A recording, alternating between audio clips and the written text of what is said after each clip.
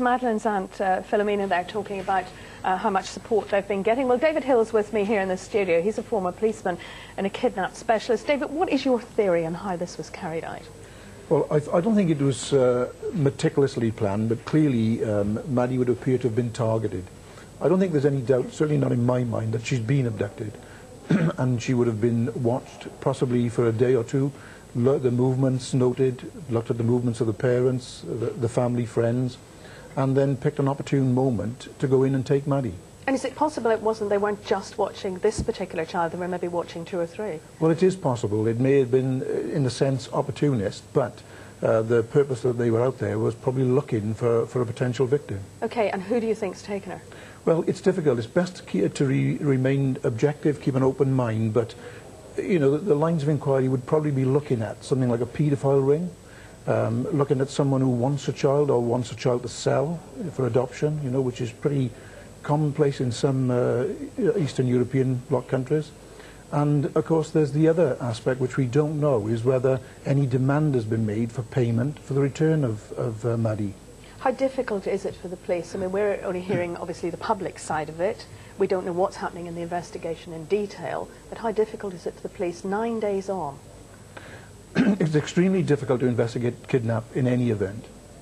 And I would think for the police on this, in particularly with this incident, because 9 days have elapsed, that they are still looking and searching for vital information.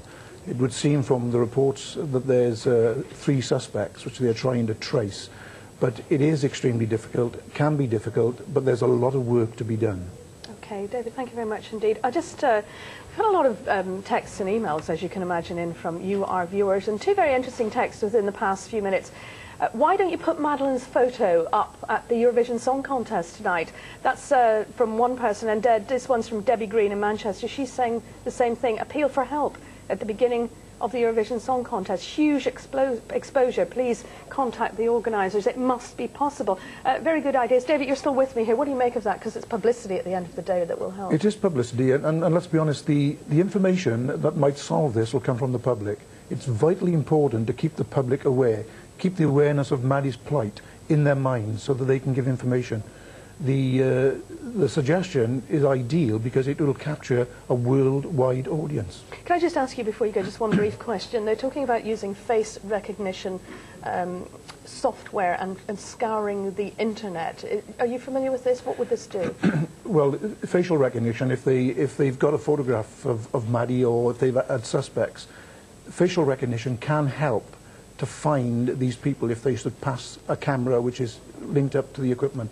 But, you know, that's only a possibility. It's something that you shouldn't dismiss, but it's only another sort of a means of trying to get to a successful resolution. Okay, David, thank you very much indeed for joining us. Of course, we'll be keeping you updated if there's any further developments in the hunt for Madeleine.